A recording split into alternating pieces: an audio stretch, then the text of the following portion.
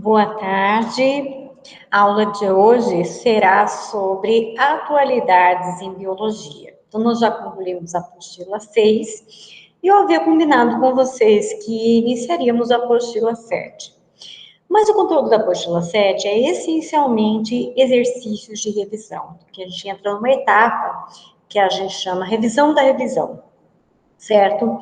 E eu gostaria de realizar esses exercícios juntamente com vocês. Então, é por isso que eu tenho preferência por deixar esta aula da apostila 7, deixar o início da apostila 7 para as aulas de amanhã e trabalhar hoje um conteúdo muito relevante para o vestibular, dentro da temática atualidades em biologia.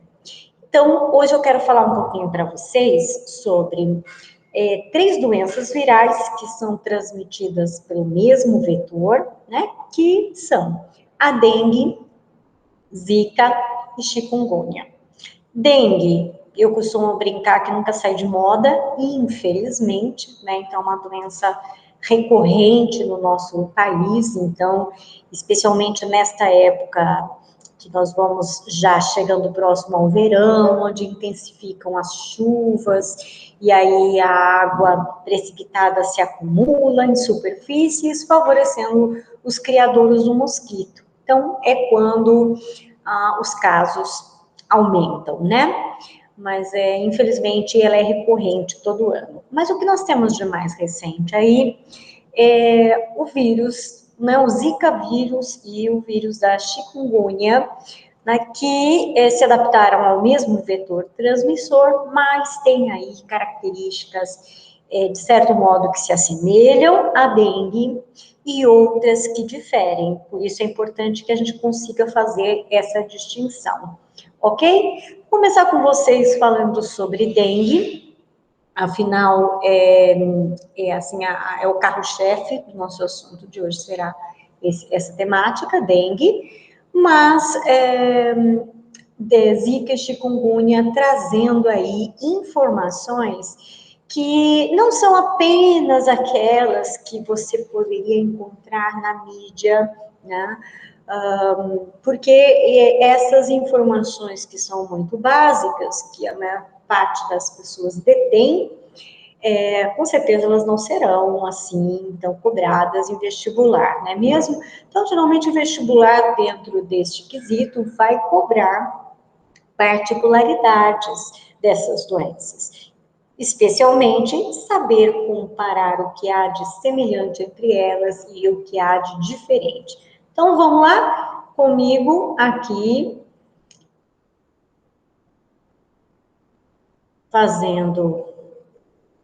vou compartilhar com vocês aqui a minha tela e vamos lá falar dessas 3 aqui, né? Dengue, zika e chikungunya, né? Aqui a foto do mosquito, que é o vetor transmissor, e esse já é um ponto que eu acredito que para vocês é muito tranquilo, né? Mas a maioria das pessoas ainda entende erroneamente que é o mosquito o problema, né? Então, o problema está no mosquito. Na verdade, o mosquito apenas transmite. Então, a causa de qualquer uma dessas 3 doenças não é propriamente o mosquito, mas sim o vírus que ele transmite, certo? Então, é um mosquito comum para todas elas, né? Então, depois vamos falar um pouquinho de quem é esse mosquito, do ciclo de vida, e a gente aproveita para retomar um pouquinho de artrópodes também, tá ok? Então, vamos lá, começando pela dengue. Esse termo agente etiológico, ele sempre aparece, né, quando o assunto é doenças, né, para dizer quem é o causador, né? Então, o causador da dengue é um vírus, né? Vírus não tem nome, né? Não tem nome científico, uma vez que os vírus não se enquadram na classificação de seres vivos, porque são acelulares, ametabólicos, como nós já estudamos na aula de vírus, ok? um outro vírus acaba de fato recebendo um nome, né, como por exemplo HIV para o vírus da AIDS, né, que seria, na verdade, HIV, a sigla de imunodeficiência humana, né? E aqui, por ser um vírus já bem popular, a gente usa, né, o termo dengue, né? Desculpem, adiantei o slide. Dengue, fazendo menção à doença causada por esse vírus, que é a dengue, e V aí se referindo ao fato de que quem causa essa doença é um vírus, por isso dengue, ok? 5 tipos, porque, como nós bem sabemos, né, apesar de não serem considerados seres vivos, os vírus, eles são compostos basicamente por uma cápsula proteica, às vezes nessa cápsula proteica tem aí alguns componentes a mais, como, por exemplo, alguns lipídios associados, ou mesmo carboidratos, mas a essência dessa estrutura é proteica. E dentro dela, um material genético, que pode ser DNA ou RNA, mas os vírus, eles são altamente mutantes. Então, o vírus causador da dengue, né, existem 5 tipos, né, que a gente discrimina como dengue tipo 1, 2, 3, 4 e 5. Então, como são vírus que apresentam diferenças genéticas entre si, isso implica também no fato de que se uma pessoa pegar a dengue do tipo 1, ela vai se autoimunizar, né, ficando doente e elaborando os anticorpos específicos, né, que irão protegê-la de uma segunda infecção pelo mesmo vírus, mas não, por exemplo, contra o vírus da dengue tipo 2, né? E vou falar para vocês de 2 variedades, 2 manifestações sintomáticas, que pode ser a dengue comum, mas pode ser a dengue hemorrágica. Então, a cada novo tipo que a pessoa adquire, mais propensa ela está a ter um quadro hemorrágico, que seria, então, maior causa da mortalidade da dengue, tá bem? Então, o agente etiológico, importante é saber que é um vírus. E há 5 variedades dele. O vetor transmissor é o mosquito Aedes aegypti, tem um outro, que é o Aedes albopictus, mas o Aedes albopictus é mais em terreno silvestre, né, interior de mata. Quem é o mosquito que se adaptou ao ambiente urbano é o Aedes aegypti, por isso que a gente ouve falar muito dele, né? Então, ele é o mosquito que está no ambiente urbano e é o grande responsável pela transmissão da dengue. Cabe lembrar aqui alguns aspectos do mosquito, que são aqui bem relevantes para a gente compreender essa doença. Primeiramente, o fato de serem animais de hábito diurno, né, o que difere boa parte dos mosquitos, né? Então, muitas vezes a gente vai se deitar, apaga a luz e é incomodado por aquele zumbido próprio do mosquito, mas não é o Aedes aegypti. O Aedes aegypti, ele tem hábito diurno, então ele se alimenta durante o dia, ele se acasala durante o dia, todas as suas atividades é durante o dia. Então, é durante o dia que há a possibilidade dele fazer a transmissão da dengue. Vive aproximadamente 30 dias, né? Aqui não é um aspecto para a gente decorar, não, né? Mas é porque realmente a gente sabe que artrópodes como um todo tem uma vida assim bem efêmera, né? Que dura muito poucos dias. Mas veja que 30 dias para um mosquito até que é um prazo relativamente grande, né? E aí, essa informação aqui é mais para a gente pensar que se o mosquito, ele consegue viver 30 dias, né? Ele, claro, tem o seu ciclo aí de vida mais jovem, imaturo, mas não demora muito para ele se tornar adulto e passar a ser um possível transmissor da doença. Então, quando eu penso que ele pode estar vivo por aproximadamente 30 dias, significa que ele tem bastante tempo para fazer a transmissão. Então, é deste ponto que eu gostaria que vocês pensassem, que vocês refletissem, né? E que ele tem um tempo relativamente longo para se infectar e para ser um possível transmissor, ok? Viver próximo às habitações humanas, está, então, portanto, bem adaptado ao ambiente urbano, já falei um pouco disso, né?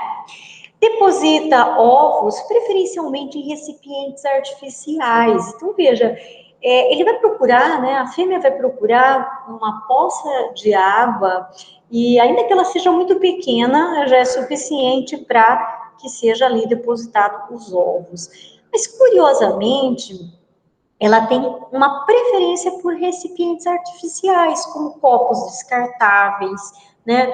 Às vezes a pessoa joga um maço de cigarro no ambiente de um terreno baldio e a parte de papel desintegra, mas aquele plastiquinho que reveste externamente fica e dentro dele se acumula água.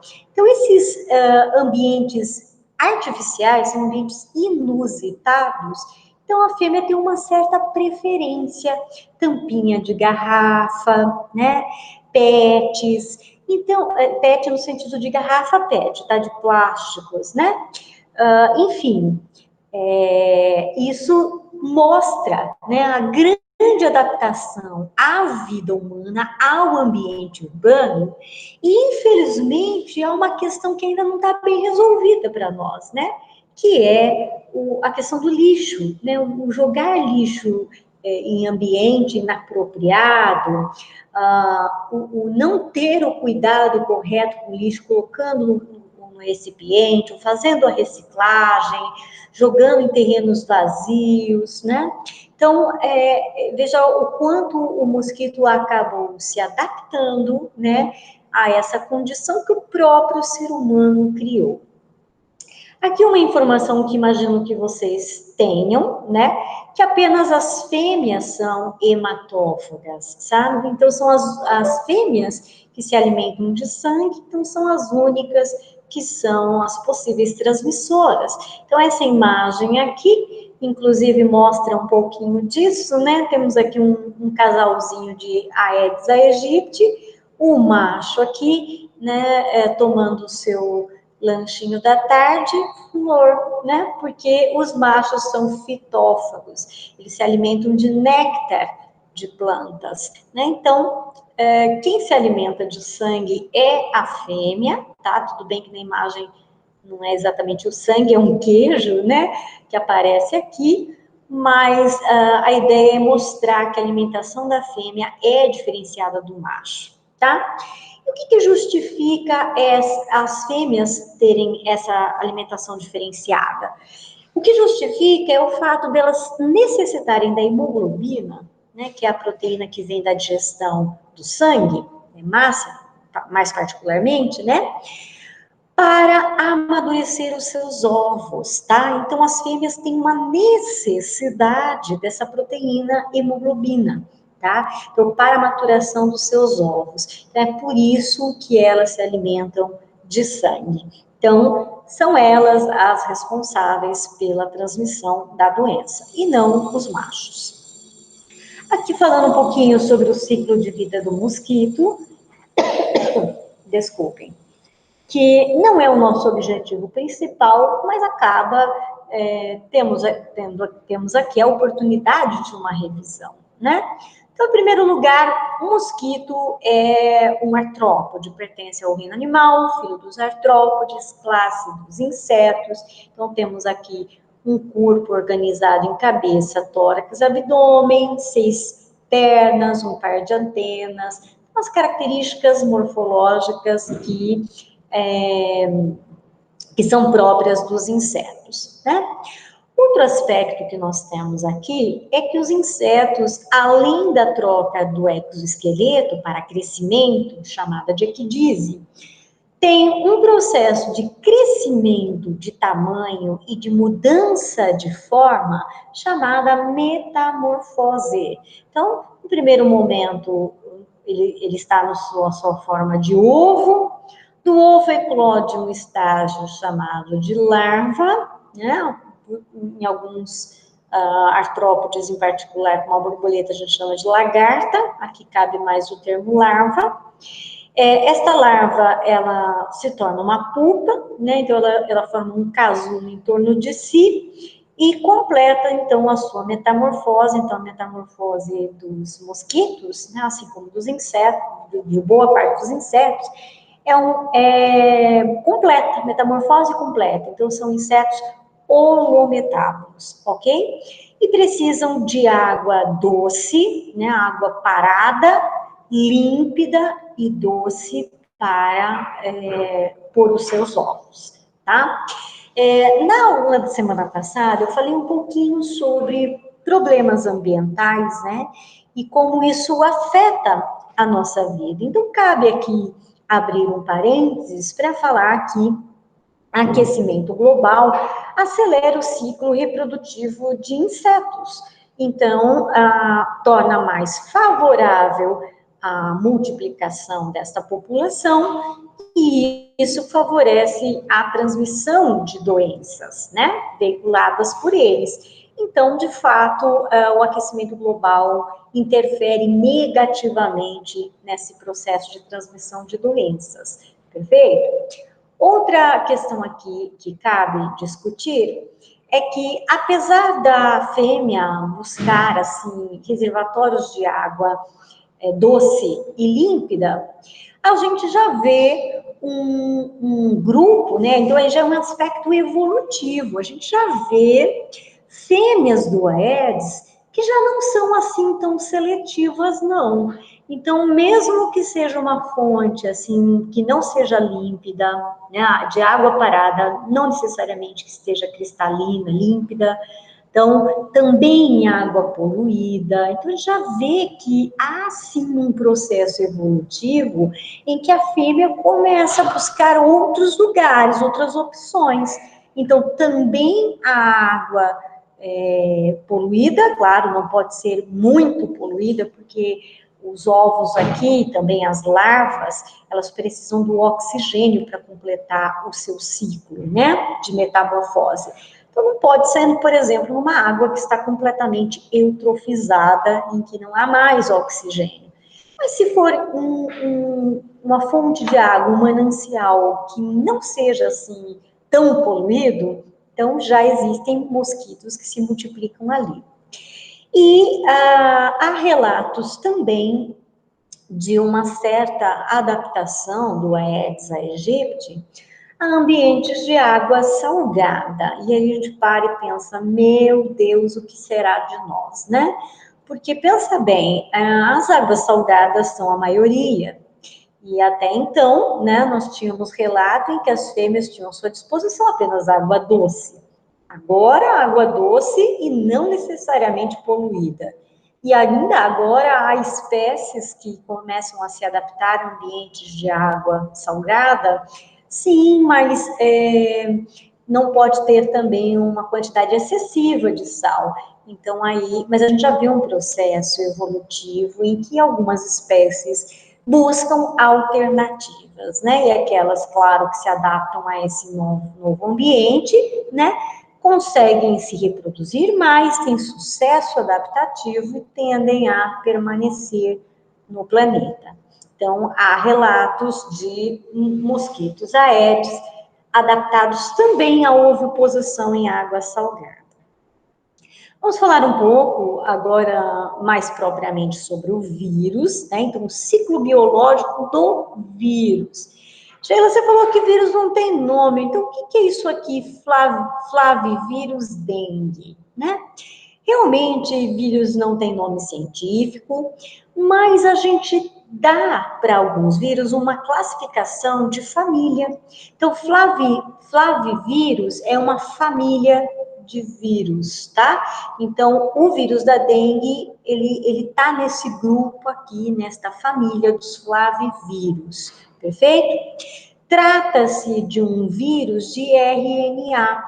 Então, essa informação é bacana que você tem, porque nós já vimos que o vírus, ele tem um único material genético, ele pode ser um adenovírus, ou seja, um vírus que tem como material genético o DNA, mas ele pode ser um retrovírus, não é? E se ele for um retrovírus, ele tem um mecanismo um pouquinho diferente aí de replicação, né? Então, cabe lembrar que o Aedes é um caso, o Aedes não, desculpa, gente, o vírus da dengue é um caso de um retrovírus, é um vírus que apresenta com material genético o RNA. Então, só lembrando aqui no ciclo de vida, né? Então, o vírus primeiramente adere na membrana, ele penetra, perde a sua cápsula, está aqui o seu material genético, por ser RNA, ele é simples, ele precisa, a partir desse RNA,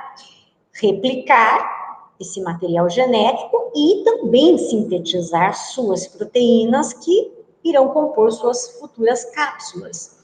E é por isso que ele entra num processo chamado transcrição reversa, porque como o RNA não é capaz de fazer uma cópia de si mesmo, então ele faz uma transcrição reversa, ou seja, a partir desse RNA introduzido aqui, é sintetizado um DNA viral, e esse DNA viral é o molde para a síntese de novos RNAs, mas é também o molde através do qual o RNA mensageiro será formado e vai aqui ser, então, traduzido em proteínas que irão constituir a cápsula, tá certo? Aqui temos um caso também de vírus, né, que, olha aqui, se aderem a uma vesícula aqui no retículo endoplasmático, e depois ele vai aqui no complexo de Golgi, né, formar a sua cápsula de poliproteínas, né? Enfim, aqui mostra a dinâmica do vírus, mas só para ressaltar e aproveitando aí a deixa, reforçar o que nós já aprendemos até recentemente sobre transcrição reversa. Então, todo vírus que tem RNA vai ter que fazer essa tal transcrição reversa. Lembra também que a transcrição reversa só é possível porque o vírus contém aqui no seu interior uma enzima chamada transcriptase reversa. Claro que os vírus são constituídos basicamente de uma cápsula e um material genético, mas estes aqui, em particular, trazem também uma enzima que será responsável pelo processo de transcrição reversa. Aquele em que o RNA dá origem primeiro a um DNA viral, para a partir dele fazer cópias de RNA e suas proteínas. Perfeito? Ok.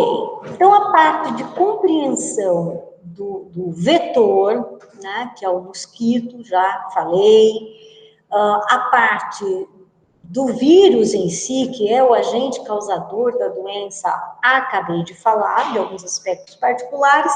Então, agora vamos um pouquinho para a sintomatologia, que não é, assim, a parte, vamos dizer, mais importante, que será mais cobrada de vocês, tá? Num vestibular. Mas e quando se trata de comparar dengue, zika e chikungunya, esta informação sintomática, né, de características dos sintomas, ela vai ser importante, tá? Então, alguns desses sintomas são clássicos, você com certeza já ouviu falar, está sempre presente na mídia, nos cartazes de postos de saúde, né?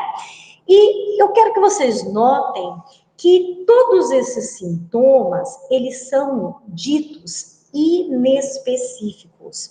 O que eu estou querendo dizer com isso? Que muitas outras doenças apresentam exatamente os mesmos sintomas. Então, vejam que isso já é uma estratégia do vírus, tá? Para ganhar tempo no seu organismo. Porque, pelos sintomas, o médico vai sondar aí o que é isso? É uma gripe? Isso pode ser uma rubéola? Porque tem, né? Isso pode ser um sarampo, porque tem várias outras doenças que também apresentam os mesmos sintomas, né? Então, existem, inclusive, parasitoses que apresentam esses mesmos sintomas. Então, até que o médico consiga fechar um diagnóstico, é um tempo que o vírus ganha no seu ciclo, né? Então, esses sintomas são febre alta, acima de 40 graus, né? Dores fortes de cabeça, manchas vermelhas na pele, olha só, se parecem com sarampo, a rubéola dá isso também, essas manchinhas.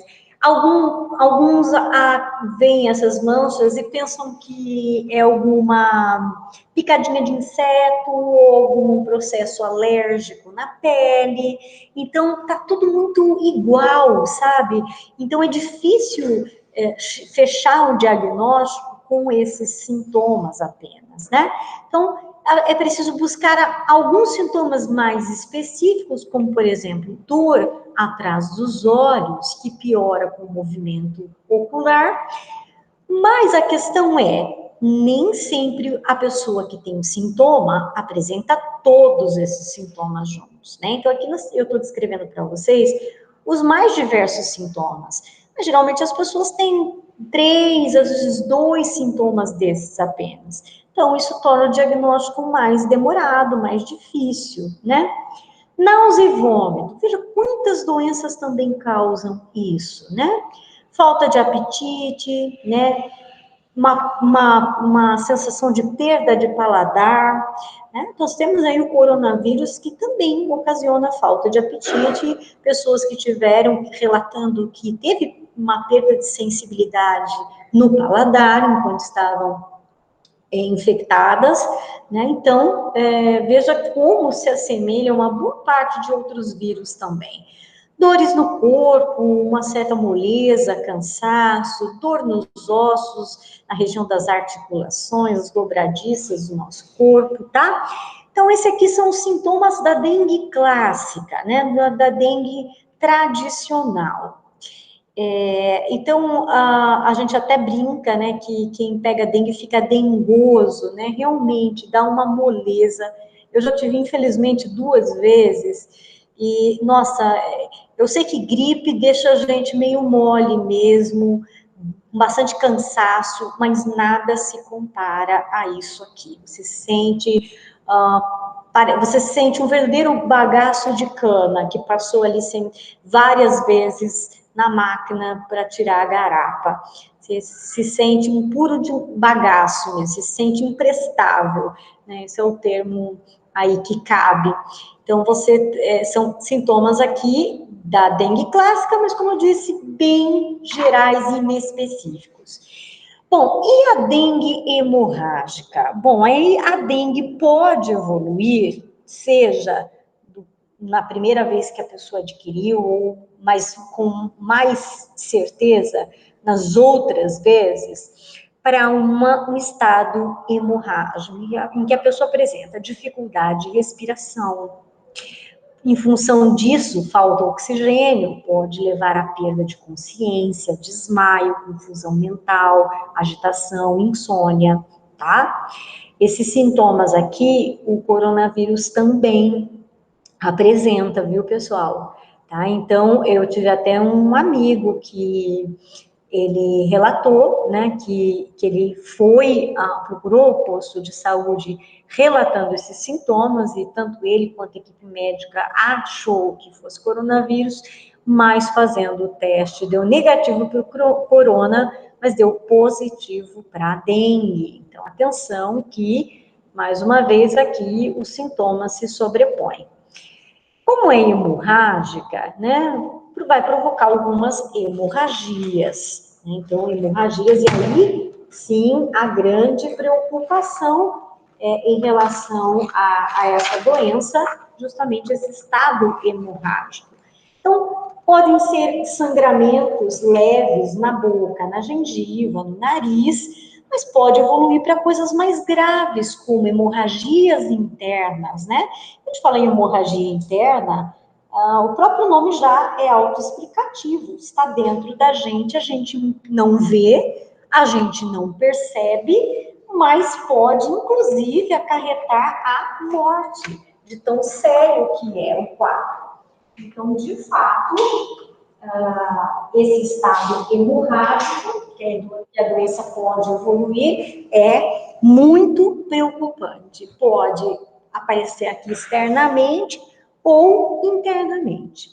vômitos, boca seca, muita sede, pulso fraco, fortes dores abdominais, mas não se assemelham a cólicas. Pele pálida, fria e úmida, certo? São alguns dos aspectos. E um que eu ressaltei aqui eu coloquei um nome bem técnico, que é a plaquetopenia. Tá? Então, toda vez que eu tenho alguma coisa que termina em penia, dá a ideia de que está baixo. Então, plaquetopenia, né, é um número baixo de plaquetas. Então, aqui sim, você consegue fechar o diagnóstico em dengue, né, que aqui eu chego num aspecto que é próprio da doença. Então, tudo aqui muito geral. Então, numa avaliação clínica, né, a partir do relato do paciente, fica bem difícil o médico fechar o diagnóstico. Ele precisa necessariamente de um exame em que ele vai fazer uma contagem de plaquetas. E aqui cabe lembrar que as plaquetas não são os elementos do sangue mais numerosos, né? Os mais numerosos são as hemácias, depois vem as plaquetas, e por último, os menos numerosos, que são os leucócitos, tá? Mas a gente tem um número relativamente alto de plaquetas. Então, o número de plaquetas abaixo de 100 mil é preocupante. Tá? E se chega num nível assim, extremamente baixo, de 50 mil, 30 mil, aí a pessoa já está em risco de ter uma hemorragia interna. Porque vamos lembrar que o papel da plaqueta, qual que é? Coagulação sanguínea. Então, se há um rompimento de vaso, a plaqueta é quem vai atuar consertando esse processo aí. Mas vamos pensar que o vírus, ele reduz o número de plaquetas e ele fragiliza os vasos sanguíneos, né? Os vasos sanguíneos ficam muito frágeis, então eles acabam rompendo facilmente e aí que leva então à hemorragia interna e à morte, tá? A dengue, ela tem um aspecto sintomático chamado exantema. Então, às vezes, quando a gente fala assim, o que exatamente são essas manchas avermelhadas na pele? Né? Porque a gente chama aqui de exantema. Aqui dá para ver direitinho. Então, se você pressiona as mãos aqui na pessoa, você vê que fica a marca dela. E não precisa fazer muita força, não.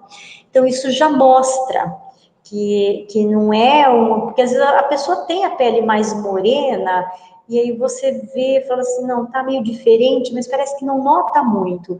Mas se você pressionar e acontecer isso, é um sinal da dengue, tá? E o outro pode ser pontos, pequenos pontos hemorrágicos na pele, a gente chama isso de petequias. Como se fossem pintinhas de hemorragia. Então, isso já é também característico da dengue, né? Então, de formar esses pontinhos hemorrágicos. Bom, falando um pouco de prevenção, né? Que isso eu acho que é o que a mídia mais bate forte, tem que falar mesmo, né? Então, cobrindo caixas d'água, né? Aqui, um aspecto que muita gente esquece, mas tem que olhar calha, rufo, porque muitas vezes fica muito tempo sem limpar, acumula folhas, entope essa tubulação aqui, e isso propicia água parada, né? Aqui, ó, não deixar a água da chuva acumulada sobre a laje. Tem pessoas que não têm telhado na casa, a casa termina assim na laje, e a laje é uma superfície que pode acumular água. Então, se é o caso, tem que remover essa água. Lave simultaneamente por dentro com escova e sabão, tanques utilizados para armazenar água, bebedouros de cães, bebedouros de gatos, de animais domésticos, né? Porque são ambientes úmidos, então são ambientes favoráveis. Então, removendo com sabão, escovação, mantenha bem tampado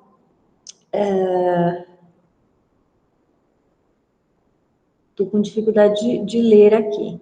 Mantenha bem tampados tonéis e barris de água. Então, não é aqui a nossa realidade, mas em algumas regiões, assim, mais áridas do nosso país, as pessoas, elas têm cisternas, né? Tem sistemas de coleta e armazenamento de água para esses períodos mais críticos. Então, esses recipientes, essas cisternas, elas devem permanecer tampadas. A questão aqui do pratinho do vaso, né, sempre muito falada. Se você coloca areia, ela garante a manutenção da umidade sem necessariamente ficar aqui água acumulada, né? Tentar substituir plantas que permanecem em recipientes com água, material que a gente guarda. Hoje em dia não tem muito mais disso, né? Bom, ainda tem, né? Pessoas que têm um hábito de acumular coisas, acumular garrafas, porque hoje em dia usa-se mais o PET, né? Mas cuidado com as garrafas, pneus, outros materiais que ficam muitas vezes num canto, né, da área livre da casa, que eventualmente podem armazenar água. E mesmo o lixo, né, até para evitar insetos transmissores de doença, mas pode também ser um possível local onde se acumula água. Um local, assim, que não é muito falado, mas que é importante que a gente olhe e verifique, é a geladeira. Por que a geladeira? Porque a parte externa da geladeira, abaixo dela, costuma ter uma bandeja onde parte da água do degelo se acumula ali. Então, muitas vezes as pessoas nem sequer sabem que existe essa parte da geladeira. É claro que tem aquelas, né, que tem maior cuidado, sempre tiram, fazem limpeza periódica, tal, mas tem quem nem sequer sabe que existe isso na geladeira, tá? E eu já vi casos de pessoas que retiraram esta bandeja aí e viram que tinha larva do mosquito. Então, atenção para isso, que é um criador.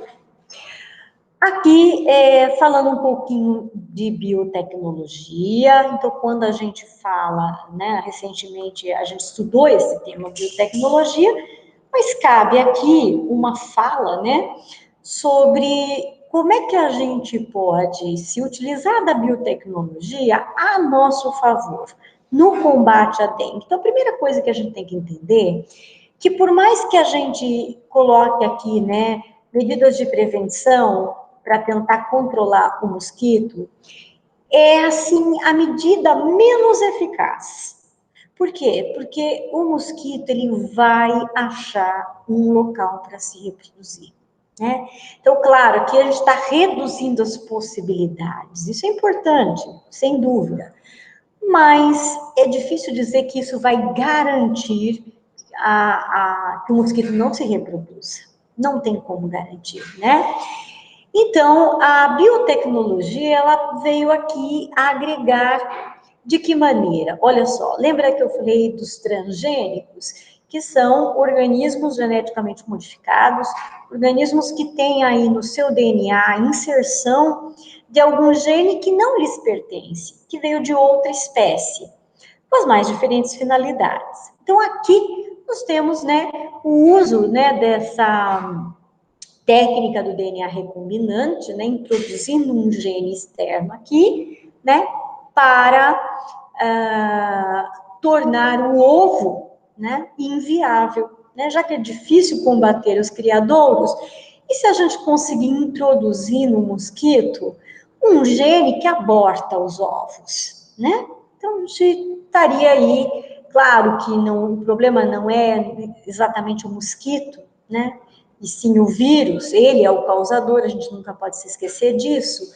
Por outro lado, né, a gente não tem como negar que o mosquito colabora muito nesse processo de transmissão, né? Então, olha só o que já é feito. Cientistas inserem em um DNA circular, esse DNA circular costuma ser chamado plasmídio, lembram disso? Que foram desenvolvidos para interromper o crescimento da larva. Então, você coloca, introduz aqui um gene que vai abortar esse ovo, que vai impedir que ele evolua para a larva, tá? Com a ajuda de uma agulha de vidro, uma solução contendo DNA modificado é introduzido no ovo do mosquito. Então, não pode introduzir direto no ovo, certo? O DNA sintetizado é incorporado ao genoma do mosquito. Olha só, já tenho agora um mosquito transgênico, eu já tenho um mosquito que tem este gene, tá? Cientistas acompanham em laboratório o desenvolvimento do mosquito transgênico. E quando ele se torna adulto, ele é um macho adulto, ele é liberado na natureza. Olha, liberam machos do mosquito no ambiente, os machos não picam as pessoas, lembre que o macho ele é fitófago, então ele não vai ser um transmissor, mas como ele tem o gene, como esse DNA transgênico, o que ele vai fazer? Ele vai transferir para a sua prole, né, para os seus descendentes, esse gene. Claro que quem pensou nisso, pensou em um gene dominante, concordam comigo?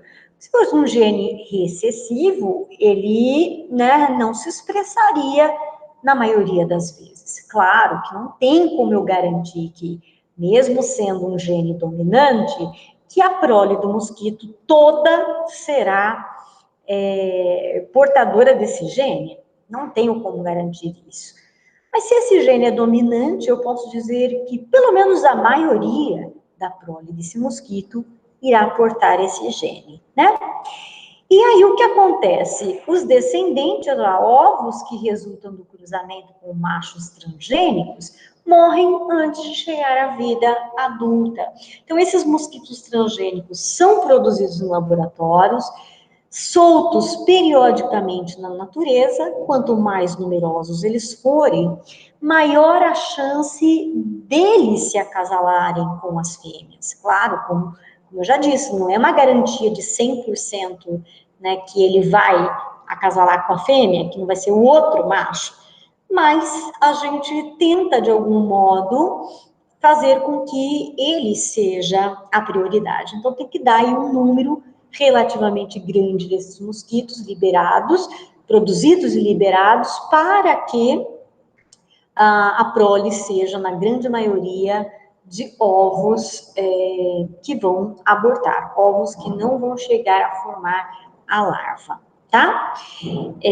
Perfeito. Aqui a gente tem aqui, ó, concorrência, né? 10:1 é a proporção desejada entre machos transgênicos e machos selvagens para que haja impacto da estratégia. Então, tem que ter pelo menos 10 transgênicos para um silvestre. Aí, com esse número, com essa proporção, a gente tem maior garantia de que o procedimento será efetivo. 3 dias é o tempo médio de vida dos mosquitos transgênicos na natureza. Então, vejo que ele vive menos do que um mosquito não transgênico. Então, é um outro fato que demanda custo, né, na construção mesmo desses mosquitos, e para que eles possam, então, para que essa técnica seja eficaz, né? 93% foi a taxa de redução populacional de mosquitos no bairro Mandacaru, na cidade de Juazeiro, Bahia, tá? Então, aqui um dado, né, da literatura vai dizer aqui para a gente que, olha, essa cidade aqui de Juazeiro da Bahia conseguiu uma redução de 93% na população de mosquitos, né, usando essa técnica, né, aplicando essa estratégia. Perfeito? Existem estudos também, tá? Então, vacina é algo que está em teste, tá? Ainda, né, ainda está sendo elaborada. E existe aqui pesquisas com essa bactéria chamada Wolbachia, que ela prejudica o mosquito.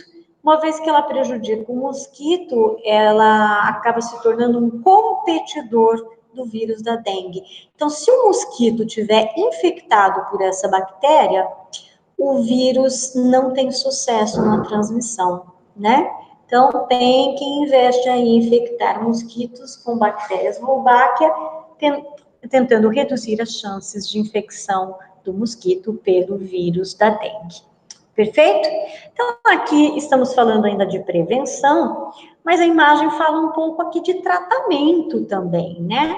Então, tratamento é para quem já está doente. E agora? Se não tem vacina, o que a gente faz, né? Tenta contornar os sintomas, né? Reduzir os sintomas com o uso de alguma medicação aqui, como paracetamol, dipirona. Outros medicamentos não são recomendados, porque, por exemplo, o ácido acetilsalicílico, aspirina, S, eles tornam os vasos sanguíneos ainda mais frágeis. Então, a chance de hemorragia aumenta do uso desses antivirais aqui, né? Na verdade, não são antivirais, né? São medicamentos mais para redução de sintomas. Enfim, mediante aqueles sintomas que a gente já discutiu, né? Dar preferência pelo paracetamol ou dipirona ao invés desses outros, né? Porque como os sintomas são semelhantes a uma gripe, não dá para, se o médico vai ter dificuldade de chegar num diagnóstico, que dirá a gente em casa para saber se é dengue ou se é apenas uma gripe, né? Então, cuidado um pouquinho na administração, na automedicação, certo? E para, de repente, não complicar ainda mais o caso. Bom, vamos lá falar um pouco de Zika vírus agora. Eu quero começar contando um pouco da história desse vírus, né? Então, às vezes a gente fala assim, isso é coisa de agora, no passado não tinha. Então, veja bem aqui, ó, ele foi descoberto em 1947, olha, nem eu tinha nascido, né? Então, quer dizer que ele não é um vírus, assim, completamente novo, tá bem? Porque o que muitas vezes acontece, né? A gente acha que foi descoberto no momento em que cai na mídia, né? Não, a hora que vai para a mídia, a hora que chega ao nosso conhecimento, né? Já tem um tempo que ele existe, que já é até conhecido e estudado, né? E assim também o Zika vírus, ele já é conhecido desde 1947, ele foi isolado de sangue de macacos rhesus na floresta Zika da Uganda, e é por isso ficou, né, batizado aqui como Zika vírus, perfeito? Veja, isolado de macacos rhesus, aqui cabe uma discussão bacana, tá, pessoal? É interessante como existem vírus que eles circulam no meio silvestre. Onde eu estou querendo chegar? Que existem vírus que estão restritos às florestas e tem como hospedeiros mamíferos próprios da floresta, macaco, tatu, capivara, preguiça, né, gambá, esses bichinhos aí. E como esses parasitas estão aí há muito tempo neste ciclo silvestre, né, se multiplicando no organismo desses animais, então, dificilmente esses animais adoecem, né, embora tenham muitas vezes o vírus, eles não adoecem, muitas vezes eles não morrem. Então, já existe aí um equilíbrio, que a gente chama de equilíbrio parasita-hospedeiro, quando o vírus e o seu hospedeiro convivem de boa um com o outro, né? E, claro, o hospedeiro é prejudicado, mas não morre, porque mesmo o vírus não tem a intenção de matar o seu hospedeiro, uma vez que ele perderia, né, o seu local de reprodução, né, e tudo mais. Lembrando que os vírus, eles são parasitas intracelulares obrigatórios, então, para eles se multiplicarem, eles dependem estritamente de células, né, de seus hospedeiros. Perfeito? Então, não é assim tão novo quanto parece. Em 1954, é o primeiro relato da presença do vírus em humanos. E aqui cabe uma discussão boa, que eu falo assim, que se não der questão de vestibular, pode entrar aí como um parágrafo da tua redação, uma redação de argumentação, aí um texto argumentativo que você venha falar, Porque, veja bem, eu disse que vários vírus, né, são restritos ao ambiente silvestre. E, de repente, há uma transição do ciclo silvestre para o ciclo periurbano, que estaria ali entre zona rural, ligeiramente urbanizada, e a zona urbana mesmo, de fato. Então, há uma transição. E aí, isto está diretamente relacionado com o quê? Com a urbanização, né? Então, com o avanço da população humana, que mais e mais vai adentrando esse espaço silvestre, seja para habitação, seja para agricultura, pecuária, ou seja, mais e mais o homem desmata dentro desse ambiente, o vírus vai ficando com menos opções de hospedeiro, acaba que ele vê em nós humanos uma opção, né? Já que tiraram o habitat do meu hospedeiro, diminuíram a população do meu hospedeiro, né? Claro que uma coisa não tem diretamente relação com outra, como se fosse um castigo, né? Não, não é nesse sentido. Mas é o que acaba acontecendo na falta dos seus hospedeiros silvestres, alguns desses vírus se adaptam ao organismo humano. E colocando um pouquinho dentro do contexto do coronavírus, né? A gente viu que possivelmente foi um pouco disso aí, né?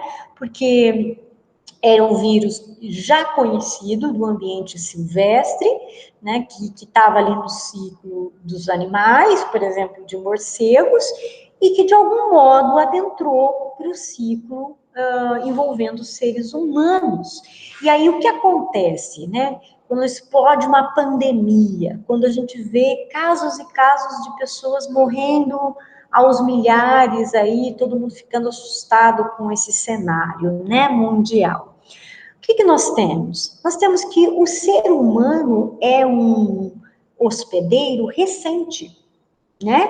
Então, ele não está em equilíbrio com o seu parasita, né? A tendência é ter um ajuste, um equilíbrio, porque o parasita ele não tem interesse em matar o seu hospedeiro, uma vez que ele se usufrui às custas do hospedeiro. Mas vejam bem, quando esse hospedeiro, quando o vírus não está ainda adaptado ao hospedeiro, ele causa esse caos, tá bom? Então, é o que aconteceu com o coronavírus, é o que aconteceu com o Zika vírus e, por que não, né? Eu sei que ninguém quer pensar nessa possibilidade, né? Mas a gente não tem como garantir que não virão outras pandemias, né? Então, por isso também cabe aquele discurso, né, da importância do reflorestamento, da preservação de matas nativas, né? Desse cuidado mesmo do homem, de manter esses ambientes silvestres preservados, porque, olha, nós temos aqui inúmeros relatos de como isso acabou se voltando contra nós, não é? Se a gente for lá para o passado, a gente vê que a malária começou assim, né? Então, o homem começa a entrar dentro da floresta para explorar madeira, explorar castanhas, açaí e outros produtos mais, ou para construir ferrovias, ou fazer agricultura, enfim, ele se expõe a esse ambiente silvestre, né? E acaba, então, que vírus que são próprios desse ambiente, por mutação, já que os vírus, muitos deles são mutantes, né? Acabam sofrendo mutações e se adaptando no ciclo humano.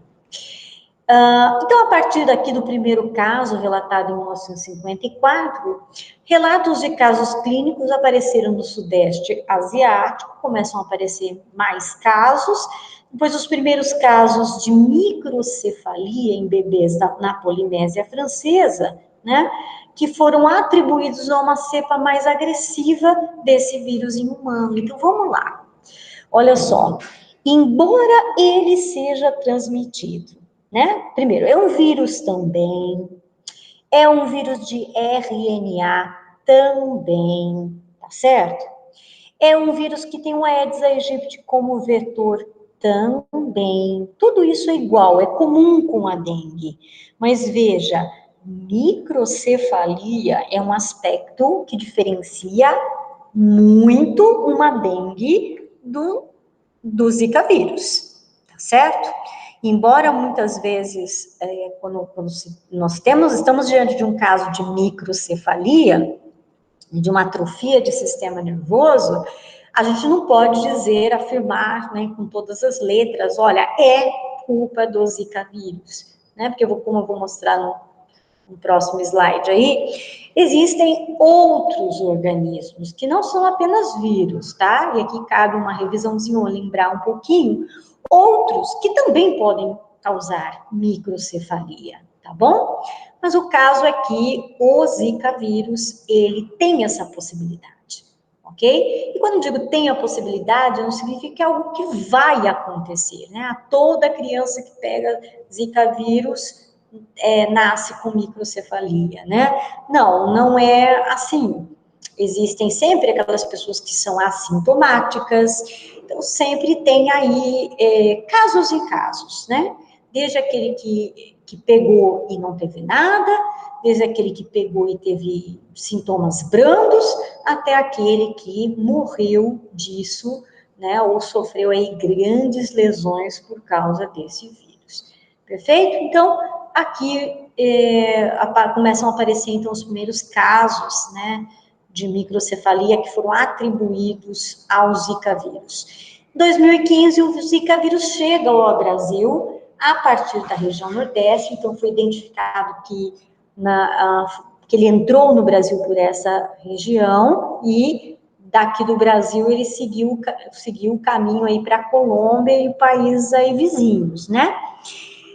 Na época, né, atribuiu-se ao turismo, né, que o pessoal, era uma época de carnaval, e aí vieram pessoas de outras regiões para curtir o carnaval aqui, região Nordeste, né, região maravilhosa do nosso Brasil, e trouxe aí esse vírus para cá, né, então, ele data, né, os primeiros casos aqui no Brasil de 2015. O agente etiológico que em causa é um DENV4, tá? Lembrando que DENV, né, um vírus, DENV4, apesar do nome aqui, não é o vírus da dengue, mas é similar a ele, e é um retrovírus, assim como o da dengue. É um vírus que tem preferência por se reproduzir em células do sistema imunológico. Então, a pessoa que tem Zika vírus, ela pode ficar imunodeficiente? Sim, ela tem grandes chances de ficar imunodeficiente, tá? Porque o vírus tem uma certa preferência por células do sistema imunológico. E por neurônios. Isso justifica o fato das lesões aí no sistema nervoso como consequência da doença, perfeito? Então, tem aí uma certa preferência por essas células. O vetor, como eu já disse, é o Aedes aegypti, é o principal transmissor, mas no ambiente silvestre é outra espécie, é a Albopictus. A transmissão, gente, aqui também eu peço, né, a atenção de vocês, porque apesar de ser o mesmo transmissor, né, que é o mosquito, apesar de ser similar ao vírus da dengue, que é um vírus de RNA, etc, etc, veja como a sintomatologia é diferente e também a transmissão. Olha só. Então, além do combate ao Aedes, porque ele é o transmissor, o contato entre pessoas infectadas é fator de risco. Portanto, para evitar a doença é preciso tomar alguns cuidados. Olha só, itens pessoais, né? Então, por exemplo, copos, talheres, escova de dente. Então, não compartilhar itens pessoais, né? Então, o mesmo vale aqui para o coronavírus, né? Então, ele tem uma transmissão por meio de saliva. E se está na saliva, também pelo beijo na boca, né? O vírus foi achado na saliva. Grávidas e pessoas infectadas devem evitar esse contato. perfeito? Então, a saliva é um meio, um veículo transmissor. A amamentação, o que mostra que o vírus, então, ele está presente nas secreções do corpo, né? Então, na saliva, no leite materno. Então, se a mãe tem o Zika vírus, ela pode transferir para o bebê através da amamentação. Olha só, gente, no suor. É uma possibilidade remota, já que não há contágio de doenças similares por essa via, tá? Então, quer dizer, tá presente no suor? Tá. Mas a quantidade de vírus é insuficiente para uma infecção. Que bom, né? Porque senão ia ficar muito complicado. Mas olha só uma importante forma de transmissão, relação sexual, tá? Então, veja bem, saliva, leite materno, relação sexual. Então, lembrando um pouco aí, se a gente for fazer um comparativo com a AIDS, né? Então, líquidos corpóreos, próprio sangue, transfusão de sangue também, olha só, tá? Compartilhar alicate de unha, no caso aí, seringas, materiais cirúrgicos, tudo ou descartável ou esterilizado, porque do contato com sangue também, tá? Não há caso de contaminação por urina, né? Somente o vírus na urina dos portadores. Então, quem tá com o vírus, se você fizer um exame de urina, você detecta o vírus na urina, você detecta o vírus no suor, mas urina e suor não são veículos de transmissão, tá certo? É a saliva, o leite materno, a relação sexual e contato com sangue contaminado, perfeito? 80% das pessoas são assintomáticas. Isso é bom e isso é igualmente ruim. Bom, porque ninguém quer ver outro doente, não é mesmo? Ninguém quer que ninguém sofra as consequências de uma doença. Só que se a pessoa não tem sintoma, ela não busca tratamento, não é? Ela nem sequer sabe que está doente. E aí é o grande risco da transmissão.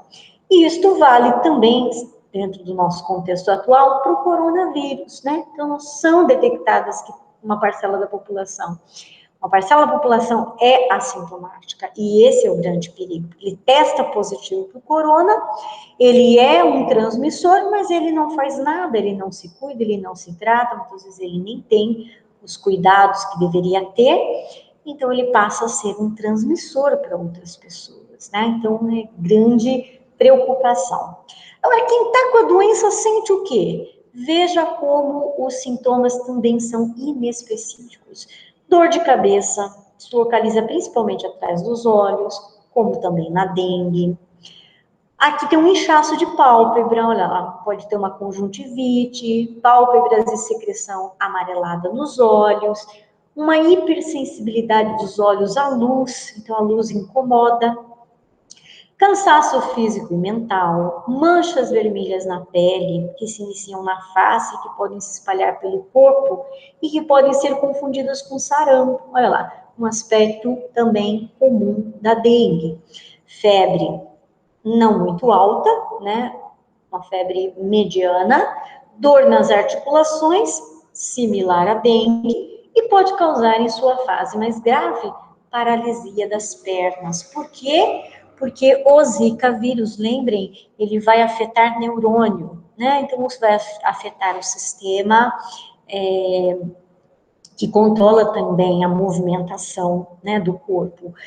A gente vai falar um pouquinho disso no próximo slide, né? Aqui, não, na verdade, não exatamente nesse, no próximo ainda, né? Então, aqui só expandindo um pouco mais dessa discussão, o que é microcefalia? É uma má formação congênita, quer dizer, a criança nasce assim, que impede o desenvolvimento adequado do cérebro.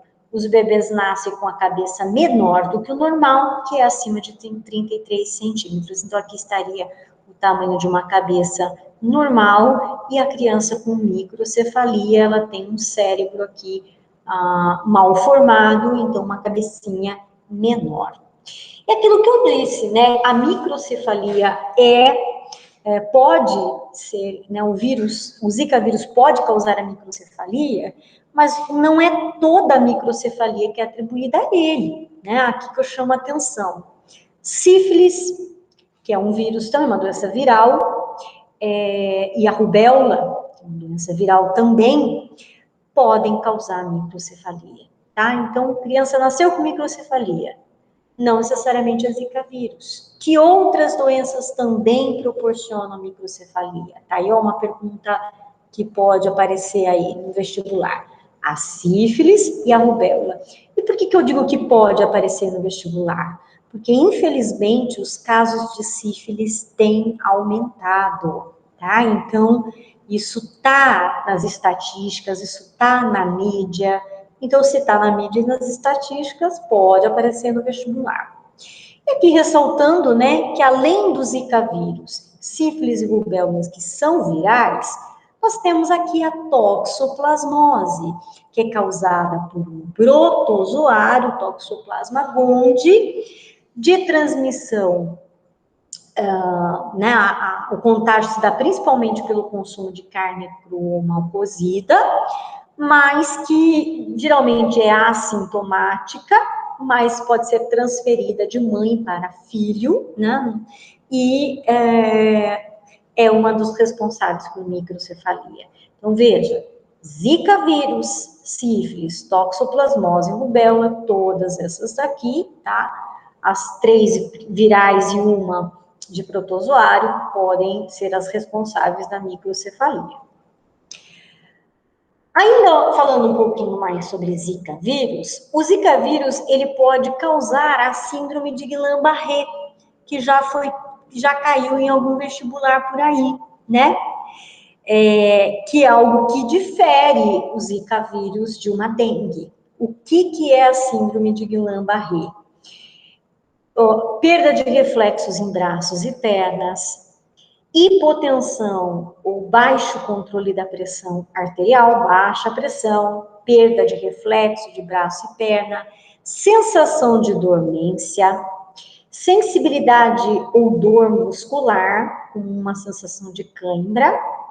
Em casos brandos, pode haver fraqueza em vez de paralisia. Então, pode ter casos que a pessoa vai ficar paralisada mesmo, ter os movimentos comprometidos, tá? Inclusive, é um quadro que pode ou não ser reversível, depende da gravidade aqui. Então, há casos em que a pessoa fica mesmo debilitada, fica paralisada, perfeito? Então, essa é a síndrome de Guillain-Barré. Uma vez que o Zika vírus tem uma certa preferência pelo neurônio, então ele vai comprometer, olha só como fica aqui, olha que imagem interessante, a bainha de mielina normal, e como é que fica essa bainha de mielina toda deteriorada da presença do vírus, né? Então isso interfere na transmissão do impulso nervoso, consequentemente, nesses sintomas aqui, né? Então, comprometer o sistema nervoso, compromete o sistema muscular também. Perfeito? Vamos lá. Para fechar, né? Vamos falar um pouquinho de chikungunya. Chikungunya é o que a gente tem menos informação, tá? Mas vamos falar um pouquinho dele, da sua história. A descoberta do vírus da chikungunya se deu em 1952 na Tanzânia, onde foram descritas epidemias na África. Então, tudo começa lá no ambiente silvestre, para a transição para o ciclo humano, não é? Então, se deu aqui nessa região. Em 2013, chegou no Caribe, e do Caribe, em 2014, chegou no Brasil. O agente causador é o vírus chikungunya vírus, também um vírus de RNA, então também vai ter aquele mecanismo de transcrição reversa. É um vírus que afeta principalmente células epiteliais, olha só a diferença, tá? Epiteliais são aquelas que ficam na superfície da pele, endoteliais, aquelas que formam a pele mais interna, por exemplo, a que reveste internamente os vasos sanguíneos, e fibroblastos, né? Porque são células presentes em diversos tipos de tecidos. O que ela tem em comum, além de ser uma doença viral de um retrovírus?